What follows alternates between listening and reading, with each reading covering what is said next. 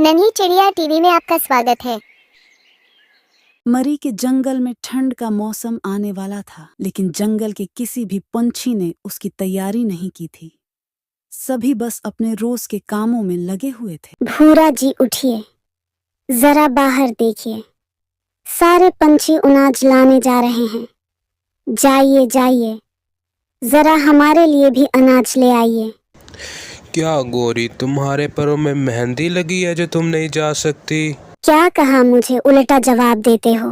गोरी भांस का डंडा उठाकर भूरे के सर में मारती है। अरे अरे गोरी, मर गया रे गोरी। ये मैं तुम्हारी शिकायत राजा जी से लगाऊंगा कि तुम अपने पति को मारती पीटती हो और तुम अपने पति पे अत्याचार करती हो। दोनों बातें कर ही रहे थे कि तभी राजा जी का सिपाही जंगल में आ गया।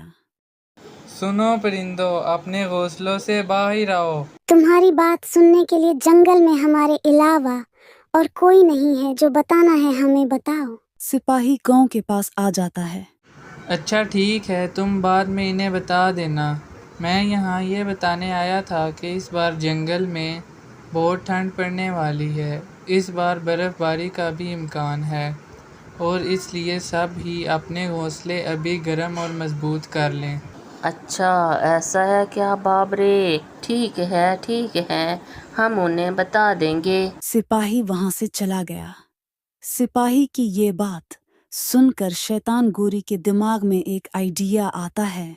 अरे गोरी, हमें भी ये घोंसला पक्का कर लेना चाहिए ताकि हमें बाद में यहाँ वहाँ भटकने की ज़रूरत ना पड़े।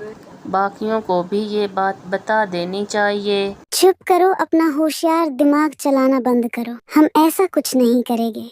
क्या मतलब, बाकियों को ये बात नहीं बतानी? नहीं, हम किसी को कुछ नहीं बताएंगे और हम दोनों मिलकर कुछ अच्छे घोंसले बनाएंगे ताकि जब कड़ाके की ठंड पड़ जाए तब सारे पंछी हमारे घोंसले में आएं और उसके बदले हम उनसे बहुत सारा इनाज वसूल कर लेंगे। वाह गोरी, क्या आइडिया निकाला है। तो चलो हम काम में लग जाते हैं। दोनों कुओं ने मिलकर एक होटल बनाने की सोच ली और एक अच्छा सा पेड़ देखकर उस पर घोंसले बनाना शुरू कर दिए। अरे मीठी, जरा देख तो सूरज कहाँ से निकला है जो ये आलसी कौवे काम कर रहे हैं। क्यों बुआ जी, क्या हम काम नहीं कर सकते? वैसे भी आप भी बाद में हमारे पास आने वाले हैं। देख लेना, आपको पता नहीं, हमें क्या पता है। बताऊं आपको? क्या ये क्या बैकी बैकी सी बातें कर रहा है? वह कुछ नहीं बुआ जी, ये तो बस मजाक कर रहे हैं। चुप करो, अपना मन बंद रखो जरा। वैसे मीठी, राजा जी के सिपाहियों ने तो मौसम की कोई जानकारी नहीं दी। लगता है इस बार ज्यादा ठंड नहीं पड़ने वाली। हाँ बुआ जी, लगता तो ऐसे ही है। अब आएगा असली मजा। सारे पंछी बेफिक्र होकर अपना काम कर रहे थे। कुछ दिन गुजर गए और जंगल में कड़ाके की ठंड पड़ गई। किसी ने भी अपना घोंसला पक्का या गर्म नहीं किया था, इसीलिए उन्हें ठंड से तकलीफ होने लगी। अरे बाप रे, ये ठंडी ठंडी हवाएं कहाँ से आ रही हैं? मैंने तो सारे दरवाजे खिड़कियां बंद कर ली हैं। सारे पंछी ठंड से परेशान होने लगे। तभी गोरी सबको जोर जोर से आवाज लगाने लगती है। आइए आइए, हमारे घोंसले में आइए। यहाँ पर हैं सबसे गर्म घोंसले। आइए आइए, ठंड से राहत पाइए। गोरी की ये बात सुनकर सभी पंछी उसके पास आने लगे हैं। गोरी, हमें तुम्हारे होटल में एक घोंसला चाहिए। हाँ, क्यों नहीं। एक घोंसले के लिए 2 बोरियां अनाज। यहाँ पर अपना अनाज जमा कर दो और घोंसले की चाबी ले जाओ। क्या 2 बोरी? ये तो बहुत ज्यादा है, लेकिन अभी ठंड से बचना भी जरूरी है। अनाज तो देना ही पड़ेगा। जिन परिंदों के पास अनाज था उन्होंने अनाज देकर गोरी से घोंसले ले लिए, लेकिन मीठी और कमोबुआ के पास इतना अनाज भी नहीं था।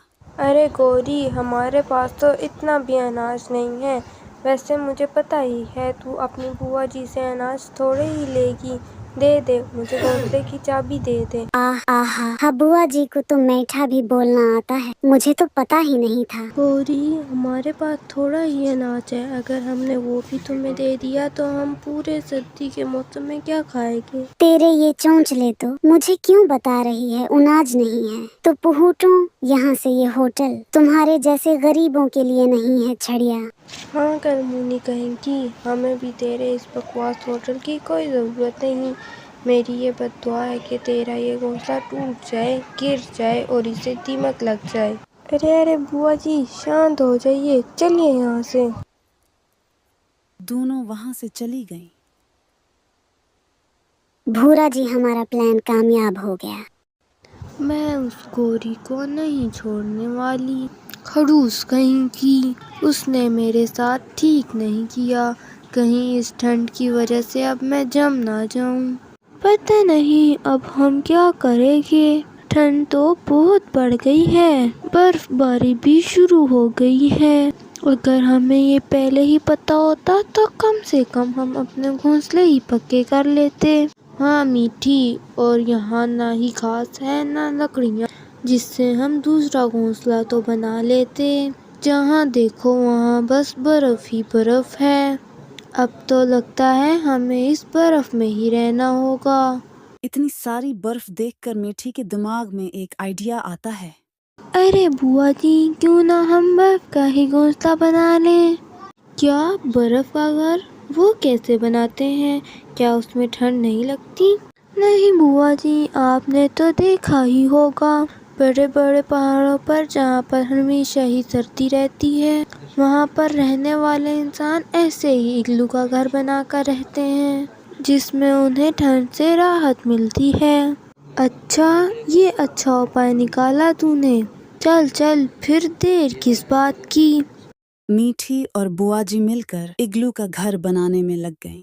इधर जो परिंदे गोरी के होटल में ठहरे थे, उन्हें पहले पहले तो ठंड से राहत मिली, लेकिन जैसे ही जंगल में ठंड बढ़ने लगी वैसे ही उन्हें भी ठंड लगने लगी। अरे कौवों ने ये कैसा बकवास घोंसला बनाया है। सारी ठंडी हवाएं तो घोंसले में आ रही है। इससे अच्छा तो हम हमारे घोंसले में ही बैठे रहते। सारे परिंदे गोरी के पास जाकर उससे अपना इनाज वापस मांगने लगे। अरे चुप करो, मेरे घोंसले अच्छे ही हैं, मैं तुम्हें कोई इनाज नहीं देने वाली, जो करना है वो करो। ये ऐसे नहीं मानेगी।